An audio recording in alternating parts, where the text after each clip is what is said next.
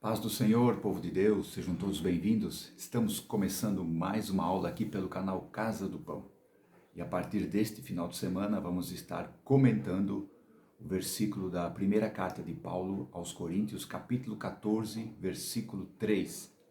Mas o que profetiza fala aos homens para edificação, exortação e consolação. Então, carta de Paulo aos Coríntios, a cidade de Corinto. Esta cidade, uma cidade grande, muito grande para a época, uma cidade portuária, ficava ali na região de Acaia, uma província romana, ali onde hoje é o sul da Grécia. Então havia um movimentar muito grande de pessoas ali, havia cultos pagãos de fertilidade, a idolatria era muito forte, era uma cidade que havia uma mistura muito grande de crenças, de ideias, de filosofias. E ali Paulo estabeleceu essa comunidade de fé. Onde Deus chega, o evangelho é pregado. Então Paulo esteve ali mais ou menos no ano 50 depois de Cristo, bem no começo do seu ministério, e fundou essa comunidade de fé ali na sua segunda viagem missionária. E mais ou menos no ano 55, 56 depois de Cristo, 5, 6 anos depois da fundação dessa comunidade, Paulo escreve esta carta. Ele estava na cidade de Éfeso, onde ficou 3 anos, e mais ou menos no final desses 3 anos, onde ele escreve essa carta aos Coríntios. E segundo os estudiosos, não foi somente 2 cartas que Paulo escreveu aos Coríntios, escreveu mais uma. Segundo eles entendem ali, nas 2 cartas que Paulo escreveu, que houve mais uma carta. Talvez essa primeira carta aos Coríntios tenha sido já a segunda carta, que Paulo recebeu no caso dessa carta, recebeu ali notícias de Cloe, como estava a situação dessa comunidade de fé. Havia ali problemas que Paulo estava instruindo nessa carta para resolver, Havia problemas de divisões no meio dessa comunidade de fé, havia promiscuidade, membros se envolvendo em situações sexuais ilícitas, havia também problemas na ceia do Senhor, onde Paulo dá a orientação onde muitas igrejas hoje leem esse texto da carta aos Coríntios quando vão ministrar a ceia. Também havia problemas ali de relacionamentos entre irmãos e Paulo tenta resolver essas questões.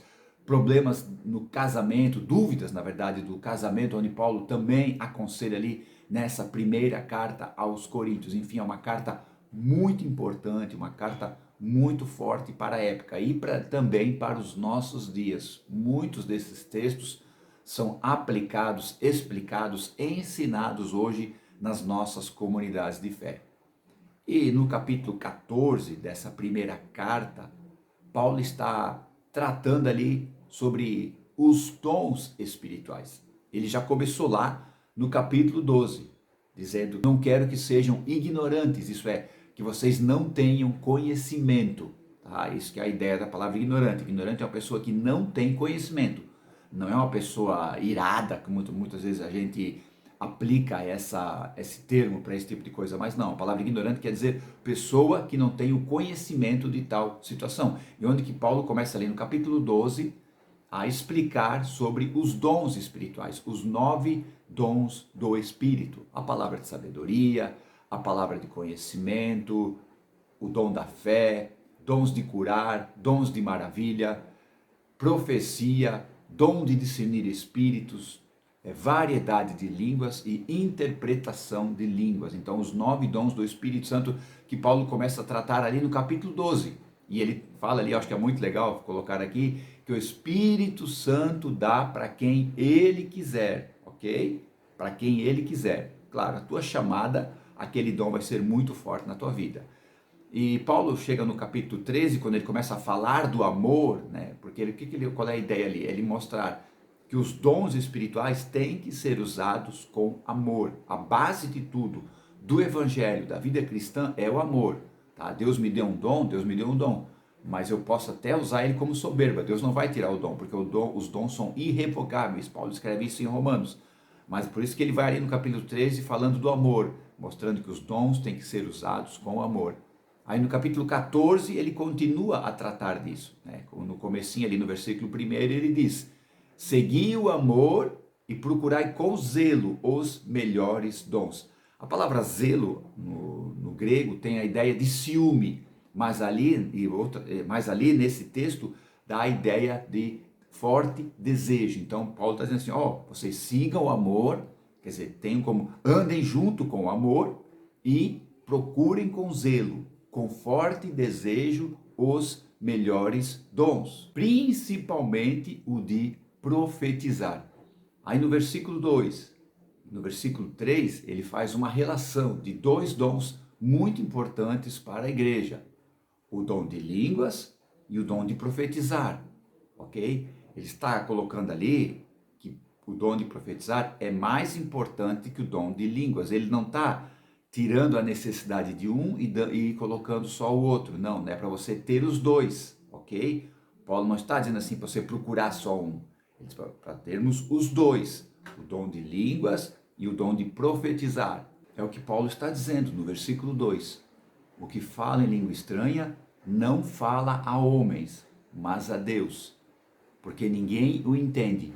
Em mistérios fala com Deus.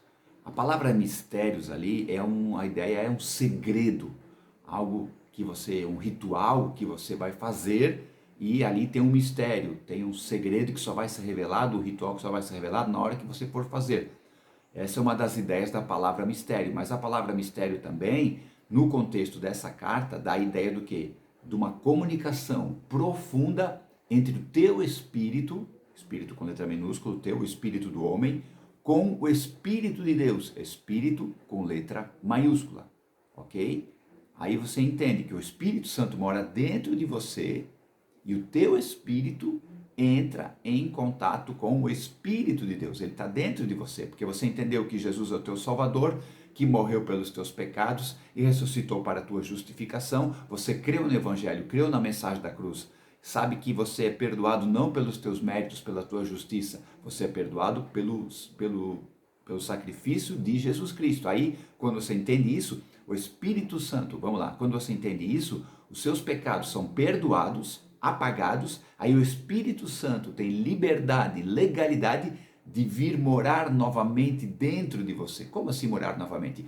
É porque o Espírito Santo era totalmente livre em Adão. Em Adão ele morava dentro de Adão, ele era pleno em Adão, mas por causa do pecado, quando ele diz ali que ele perdeu a glória de Deus por causa do pecado, o Espírito Santo se retirou de Adão.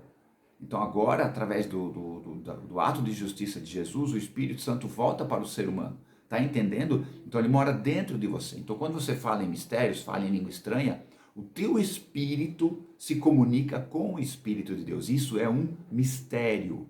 É algo tão profundo, tão maravilhoso, que é um mistério. Esse é um dom que todo cristão deve ter. Todo cristão deve ter. Algumas pessoas dizem que a língua estranha que Paulo relata ali, né, na carta aos Coríntios, que aconteceu lá em Atos capítulo 2, alguns teólogos dizem que essa língua estranha na verdade é outros idiomas, né, como se fosse francês, alemão, inglês, alguma coisa assim, né? Tem essa questão, mas eu entendo que são palavras que não se podem entender, né? Ficou melhor, né? Palavras que não se podem entender, porque Paulo mesmo diz na carta aos Coríntios, quando ele fala ali na questão do culto, que todo mundo falava de língua estranha, ele diz assim, não, que somente 2 ou 3, e que haja intérprete, não tradutor. Que haja intérprete, não tradutor.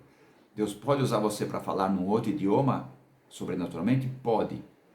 Mas o mais comum é a língua estranha, aquelas palavras que ninguém entende. E o que Paulo está falando aqui no capítulo 14, versículo 2, é o que fala em língua estranha, fala com Deus, não com os homens, ok? Então, até que no versículo 4 ele diz, o que fala em língua estranha edifica-se a si mesmo, ok? Mas voltando aqui para a questão do texto que nós vamos comentar aqui, 1 Coríntios 14, 2, aí Paulo está falando ali, o que fala em língua estranha fala a Deus e não aos homens, mas o que profetiza fala aos homens, para edificação, exortação e consolação. Edificação, exortação e consolação. O que profetiza é aquela pessoa que fala sobre inspiração e influência divina. Ele não fala os seus próprios pensamentos, ok? Ele fala aquilo que Deus está orientando ele, com a sua própria linguagem, com a sua própria natureza. Ele tem total domínio e consciência de si mesmo. Ele tem. Ele sabe tudo que está acontecendo ao seu redor. Ele não entra num transe. O Espírito Santo vem. Isso é tão lindo, gente. Isso é tão maravilhoso. O Espírito Santo vem e influencia e inspira aquela pessoa para entregar uma mensagem profética, para profetizar. Para quê? Para edificar, para exortar e para consolar. Esses são os três propósitos da profecia, segundo o que Paulo está falando aqui em 1 Coríntios capítulo 14, versículo 2.